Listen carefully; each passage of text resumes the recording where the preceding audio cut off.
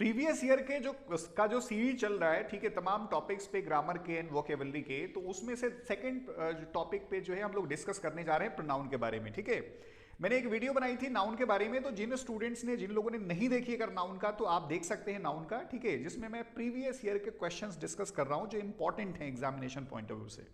चाहे आप जो भी कॉम्पिटिटिव एग्जाम्स आप दे रहे हो या आप you aspire to take the exam, ठीक है, चाहे वो एनडीए का हो, सीडीएस का हो, XY ग्रुप एयरफोर्स का हो, ठीक है, या आपका AF कैट का हो, ठीक है, या कोई और SSC के तमाम एग्जाम्स हैं, CHSL, MTS, CGL, ठीक है, या बैंकिंग के क्लार्क का हो या PO का हो, ठीक है।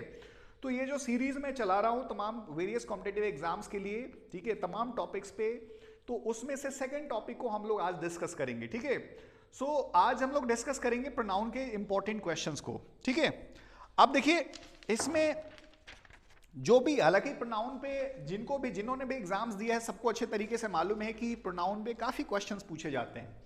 ठीक है, तो उनमें से कुछ इंपॉर्टेंट क्वेश्चंस को डिस्कस करते हैं।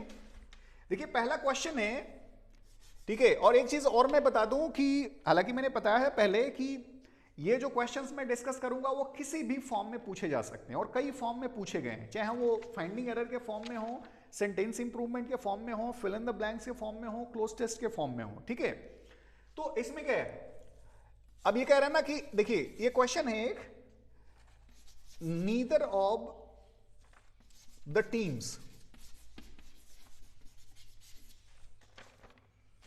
Are sensible enough to do this task। अब क्विकली इसको जो है आप इसको क्विकली देखिए और ये समझिए कि इसमें क्या एरर है। ठीक है, अब नीदर ऑफ द टीम्स, ठीक है, देखिए क्या होता है कि डिस्ट्रीब्यूटिव प्रोनाउन होता है, either of, neither of, one of, none of, ये क्या होते हैं, डिस्ट्रीब्यूटिव प्रोनाउंस होते हैं। अब डिस्ट्रीब्यूटिव प्रोनाउंस के साथ देखिए दो क्वेश्चंस पूछे जाते हैं क्लियरली।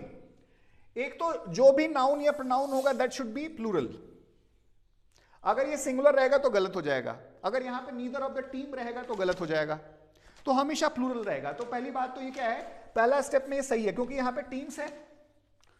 दूसरी गलती क्या है कि यहां पे क्या है कि प्लूरल वर्ब नहीं होनी चाहिए। ठीक है, यहां पे क्या होनी चाहिए, सिंगुलर होनी चाहिए। क्यों? क्योंकि नीदर ऑफ, नीदर का मतलब क्या होता है, ये नेगेटिव होता है। ठीक है, नीदर ऑफ जो है ना वो दो के लिए यूज होता है और इसका मतलब होता है कि दोनों में से कोई भी नहीं। तो जो दो टीम्स है वो कह रहा है ना कि नीदर ऑफ द टीम्स, यानी दोनों टीम में से कोई भी नहीं, तो नेचुरली क्या हो गया, सब्जेक्ट आपका सिंगुलर हो गया, और सब्जेक्ट सिंगुलर हो गया तो नेचुरली जो वर्ब होगी दैट शुड बी सिंगुलर। तो यहां पे आर की जगह पे क्या होगा, इज होगा। समझ में आ गई बात। दूसरा क्वेश्चन जो है लेते हैं, ये अगेन दूसरा क्वेश्चन भी बड़ा इंपॉर्टेंट है और बहुत ही फ्रीक्वेंटली आस्क्ड क्वेश्चन है। ठीक है, जिन लोगों ने एग्जाम दिया होगा सब इनको मालूम होगा और अक्सर बहुत गलती लोग करके आते हैं। जैसे अभी क्या कर रहा है कि when one hears of the incident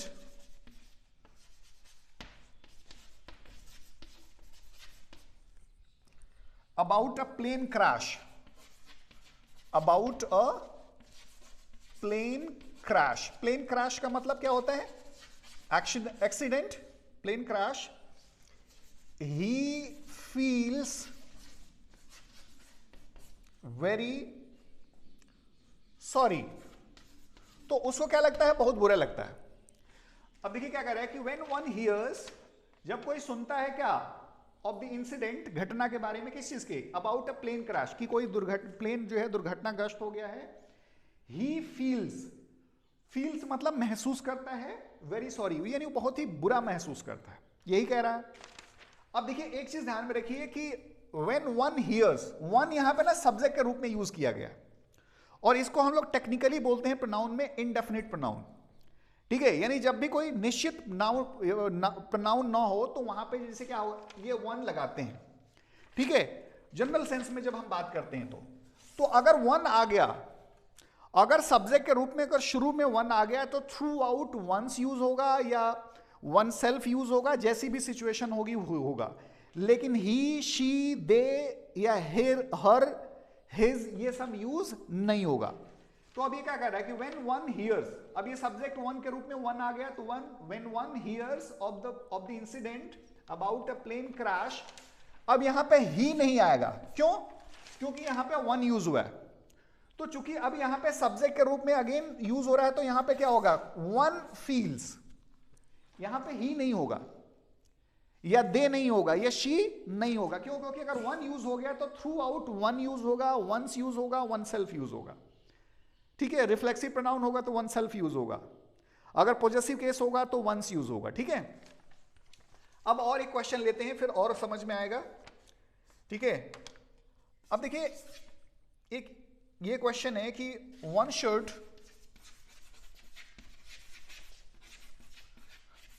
look after. Look after का मतलब क्या होता है? मतलब देखभाल करना। One should look after their parents, यानी अब देखिए यहां पे मैंने कहा ना कि वन अगर सब्जेक्ट के रूप में यूज हो गया, वो वन वाला काउंटिंग वाला नहीं है, ये वन सब्जेक्ट के रूप में, इसको हमने बोला कि इंडेफिनिट प्रोनाउन इसको बोलते हैं, ठीक है। तो one should look after, look after का मतलब क्या होता है? देखभाल करना। अब यहां पे देखिए पॉजेसिव केस के सेंस में यूज हुआ, अपने पेरेंट्स का। तो अगर वन यूज हुआ है ना, तो मैंने बताया ना कि वन यूज हुआ है तो थ्रू आउट वन या वंस या वन सेल्फ यूज होगा। अब यहां पे सब्जेक्ट के रूप में है तो वन यूज हो गया, लेकिन यहां पे पॉजेसिव केस, पोजेशन दिखा रहा है अपने पेरेंट्स का, तो नेचुरली क्या होगा? यहां पे पॉजेसिव केस यूज होगा तो यहां पे वंस हम यूज करेंगे, वंस पेरेंट्स, अपने पेरेंट्स का, ठीक है। तो one should look after one's parents. अब देखिए फोर्थ जो है, अगर हमने ये कहा कि one of my friend is returning from the USA, ठीक है। One of my friend is returning from the USA. अब इसमें कोई एरर आपको समझ में आ रही है? देखिए मैंने डिस्कस किया था। अब देखिए वन, यहां पे ये मत समझिए जो इंडेफिनिट प्रोनाउन यूज किया है वही है यहां पे वन ऑफ यूज हो रहा है, यहां पे वन के बाद ऑब नहीं यूज हुआ है ना। तो जैसे वन ऑब, नन ऑब, वन ऑब का हम यूज करते हैं जब जहां पे दो से ज्यादा लोगों के बारे में बात हो, कि दो से ज्यादा लोगों में से कोई एक, ठीक है। तो वन ऑब का मतलब कि क्या? कि जब दो से ज्यादा लोगों में से कोई एक, क्योंकि वन ऑफ क्या होता है? ये डिस्ट्रीब्यूटिव प्रोनाउन होता है। जैसे नीदर ऑफ क्या है? डिस्ट्रीब्यूटिव प्रोनाउन है, तो यहां पे दो में से कोई भी नहीं। ईदर ऑफ रहेगा तो दो में से कोई एक। तो वन ऑफ का मतलब क्या होता है? कि दो से ज्यादा, तो दो से ज्यादा में से कोई एक, यानी तीन भी हो सकते हैं, चार भी हो सकते हैं। अब मैंने क्या बताया था कि इसके साथ जो भी नाउन यूज होगा, जैसे यहां पे क्या हुआ था, नीदर ऑफ के साथ जो है ये क्या लगा था, मैंने बताया था कि हमेशा प्लूरल में रहेगा। तो यहां पे देखिए वन ऑफ माय, अब यहां पे फ्रेंड यूज किया है, जो कि क्या है? गलत है। यहां पे क्या होना चाहिए? फ्रेंड्स होना चाहिए, कि यानी उसके दो से ज्यादा फ्रेंड्स में से कोई एक, यानी उसके कई फ्रेंड्स हैं उनमें से कोई एक। तो नेचुरली यहां पे जो नाउन होगा इसके साथ जो है, जो भी चाहे नाउन लगेगा, प्रोनाउन लगेगा, दैट शुड बी प्लूरल, तभी उनमें से कोई एक होगा ना। अच्छा देखिए, लेकिन वर्ब क्या है? यहां पे सिंगुलर रखी है। जैसे यहां पे वर्ब में गलती कर दी थी और यहां पे इन्होंने क्या कर दिया है कि नाउन में गलती कर दी है, ठीक है। तो इसमें क्या है कि वन ऑफ माय, यहां पे फ्रेंड्स होगा, तो यानी मेरे कई फ्रेंड्स में से एक जो है क्या है? रिटर्न कर रहा है फ्रॉम द यूएसए। अच्छा, अगर दूसरी गलती करना चाहेगा तो एक चीज ध्यान में रखिए कि यूएसए लिखा है ना, तो कुछ कंट्री के नाम जैसे यूनाइटेड जिनके नाम के साथ जुड़ता है, ठीक है। तो इसमें क्या है कि या डेमोक्रेटिक जुड़ता है तो उसके साथ हम डेफिनेट आर्टिकल लगाते हैं, जैसे द यूएसए।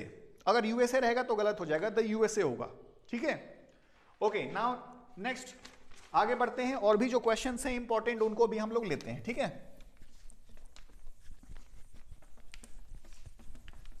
देखिए ये जितने भी क्वेश्चंस है आप बार बार देखेंगे, इनको नोट डाउन करेंगे, इनको प्रैक्टिस करेंगे तो आपके लिए बेनिफिशियल रहेगा, ठीक है। उतना जल्दी जो है ये चीजें तैयार हो जाएंगी।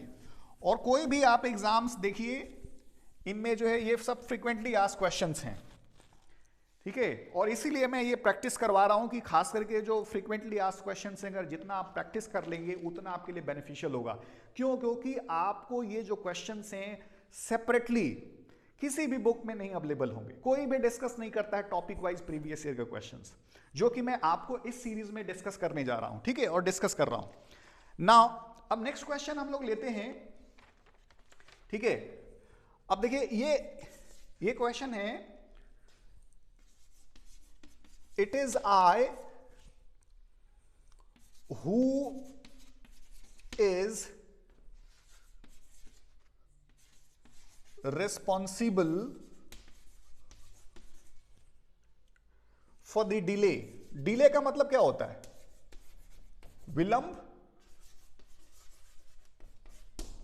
It is I who is responsible for the delay, यानी ये मैं ही हूं जो जिम्मेदार हूं इस डिले के लिए। ये सेंटेंस यही कर रहा है ना। अब देखिए इसमें बहुत ही क्लासिकल क्वेश्चन है, फ्रीक्वेंटली आस्क्ड क्वेश्चन है, ठीक है। अभी क्या कर रहा है? इट इज आई, यह मैं ही हूं एम्फसाइज कर रहा है, ठीक है। अब देखिए क्या है, हु। देखिए हु को हम बोलते हैं relative pronoun. Technically relative pronoun यानी जो रिलेशन दिखाता हो, अपने से पहले से रिलेशन दिखाता हो। ये हु किसके लिए यूज हो रहा है? आई के लिए यूज हो रहा है। अब देखिए क्या होता है कि ये रिलेटिव प्रोनाउन चाहे हु हो, विच हो, ये क्या हुम हो, इनके अकॉर्डिंग वर्ब नहीं लगती है। क्यों? क्योंकि ये आप किसी दूसरे से रिलेशन दिखाते हैं, ठीक है। अब आई से रिलेशन दिखा रहा है, तो आई के साथ क्या होता है? इज नहीं लगता है। क्यों? क्योंकि ये जो वर्ब होगी ना, वो हमेशा जो है इसके एंटीसीडेंट के अकॉर्डिंग लगेगी। रिलेटिव प्रोनाउन के एंटीसीडेंट, यानी एंटीसीडेंट का मतलब क्या होता है? पूर्ववर्ती, यानी जो पहले आया उसके अकॉर्डिंग जो है वो वर्ब लगेगी। तो यहां पे इज की जगह पे क्या होगा? एम यूज होगा। तो ये क्या हो रहा है कि it is I who am responsible for the delay. अब देख लीजिए स्पोकन इंग्लिश में भी, ये डे टू डे लाइफ में भी लोग अक्सर गलती करते हैं, तो इस चीज को समझिए आप, ठीक है, क्योंकि ये आपकी इंग्लिश को भी बहुत इंप्रूव करेगा, चाहे वो रिटन हो या स्पोकन हो, ठीक है, apart from helping in your competitive exams. अब नेक्स्ट क्वेश्चन हम लोग लेते हैं। अभी कह रहा है कि ये भी बड़ी मेजर गलती है और लोग अक्सर रिटन में ध्यान नहीं देते हैं, जो मैं लिखने जा रहा हूं इसको ध्यान से देखिए। ये कह रहा है कि it's not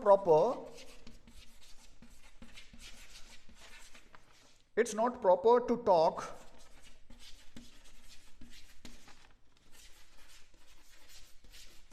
loudly over the telephone,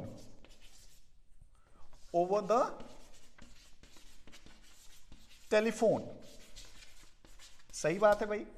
ये कह रहा है कि भाई प्रॉपर नहीं होता है कि फोन पे जो है, टेलीफोन पे जोर से बोलें, बात करें। हाँ, कुछ लोग होते भी हैं कि बहुत तेज चिल्ला चिल्ला के बात करते हैं, लगता है ऐसे कि मतलब फोन ना रहे तो बोल दें तो वहां पे उनकी आवाज पहुंच जाए, ठीक है।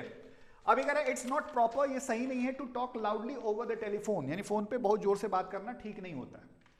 अब देखिए इट्स, इसको ध्यान से देखिए, इट्स, इसको हम बोलते हैं पॉजिटिव एडजेक्टिव। ये देखिए एक इट्स होता है, इट्स का मतलब होता है इट इज या इट हैज, डिपेंड करता है कैसी सिचुएशन में यूज हुआ है। इस इट्स ये पॉजिटिव एडजेक्टिव है, तो यहां पे यही होना चाहिए, ये इट्स वाला होना चाहिए कि इट इज, ये नहीं होता है, क्योंकि इट जो है ना, जब कोई सब्जेक्ट नहीं होता है किसी सेंटेंस में तो वहां से हम इट से स्टार्ट करते हैं, ठीक है।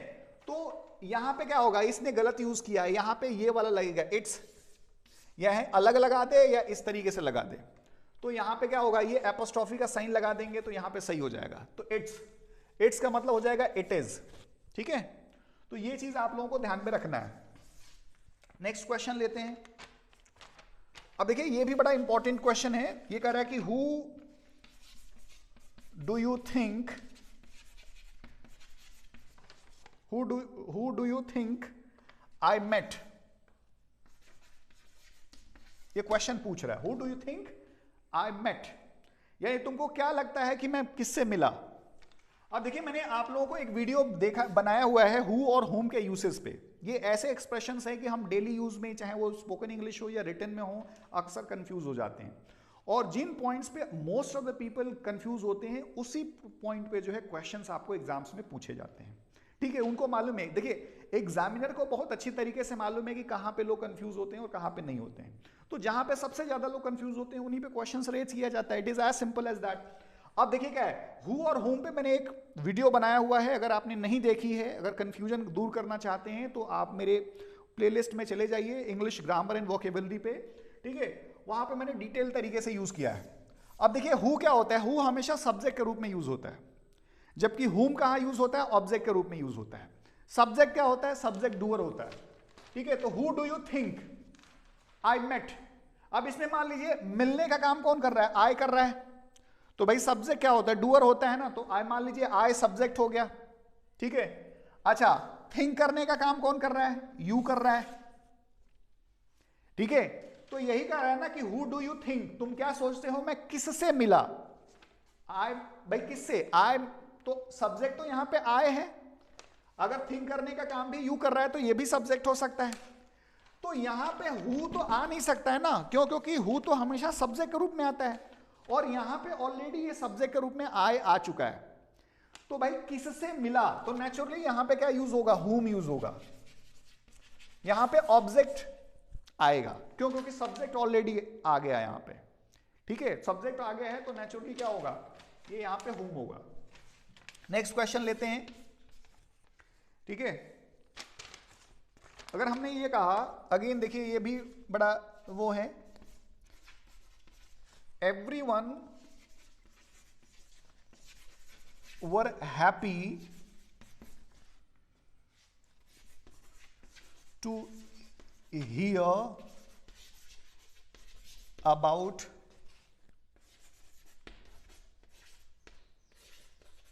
his success. Everyone were happy to hear about his success. अब देखिए ये बहुत ही क्लासिकल एरर है, बहुत लोग गलती करते हैं, ठीक है। अब देखिए हम लोगों ने चूंकि इंग्लिश कैसे सीखी है? ट्रांसलेशन से, अधिकांश लोगों ने ट्रांसलेशन से ही सीखी है। तो एवरीवन का मतलब हमें लगता है कि सभी लोग, तो हमारे दिमाग में सबका पिक्चर बन जाता है। अब देखिए एक चीज आपको यह समझना है कि एवरीवन यहां पे ना सिंगुलर है, यहां पे प्रत्येक की बात हो रही है, हर एक की बात हो रही है, तो एवरीवन दिस इज सिंगुलर। तो यहां पे नेचुरली क्या होगा? जो वर्ब होगी दैट शुड बी सिंगुलर। तो यहां पे क्या होगा? Everyone was. नेचुरली अगर सब्जेक्ट सिंगुलर होगा तो भाई नेचुरली वर्ब भी क्या होगी? वो सिंगुलर होगी। It is as simple as that, ठीक है। नाउ आगे क्वेश्चंस लेते हैं, ठीक है। देखिए ये जो क्वेश्चंस हैं, अगर आप इनको प्रैक्टिस करते रहेंगे तो फिर देखिए आपके लिए काफी आसान हो जाता है। और बहुत से क्वेश्चंस हैं वो तो इन्हीं से पूछे जाते हैं, ठीक है। आप कोई भी प्रीवियस ईयर के क्वेश्चन उठा लीजिए, क्वेश्चन पेपर। नाउ ओके, अब हमने ये देखा कि भाई, अब देखिए क्वेश्चन नंबर 9 अभी कह रहा है कि the lions kill the animals, kill the animals and eat his meat। जो लॉयंस होते हैं ना, अब देखिए यहां पे लॉयंस क्या है? सिंगुलर है या प्लूरल है? तो प्लूरल है। तो जब लॉयंस क्या है? प्लूरल है, तो किल मारते हैं किसको? दी एनिमल्स को, जानवरों को, ठीक है। एंड और ईट खाते हैं, किसका मीट? नेचुरली जानवरों का मीट खाएंगे। तो एनिमल्स ये बताइए सिंगुलर के रूप में यूज हुआ है या प्लूरल के रूप में? तो नेचुरली प्लूरल के रूप में यूज हुआ है। अब प्लूरल के रूप में यूज हुआ है तो यहां पे सिंगुलर प्रोनाउन क्यों यूज होगा? भाई सिंगुलर के साथ हिज लगाते हैं ना, और अगर फेमिनिन होगा तो हर लगाएंगे। तो यहां पे प्लूरल प्रोनाउन लगेगा, क्या लगेगा? देयर लगेगा। उनका मीट, किनका? एनिमल्स का। कौन खाता है? लॉयंस, ठीक है। नाउ अब देखिए इसको भी डिस्कस कर लें, ये भी बड़ा इंपॉर्टेंट है। देखिए मैं देख रहा हूं कि आप इसको समझ पाते हैं कि नहीं समझ पाते हैं, ठीक है। The number of people which asked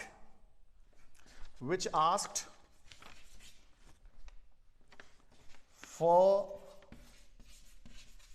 the discount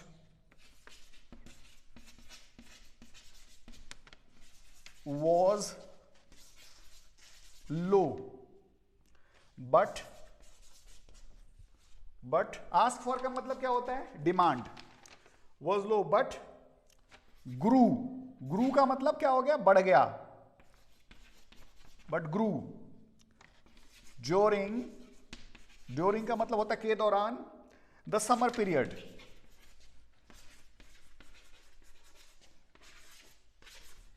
हम प्रेटी श्योर अगर थोड़ा सा भी दिमाग लगाएंगे तो इस क्वेश्चन को सॉल्व कर ले जाएंगे, ठीक है, क्योंकि एक क्वेश्चन मैंने डिस्कस किया था उससे ये रिलेटेड है कहीं ना कहीं।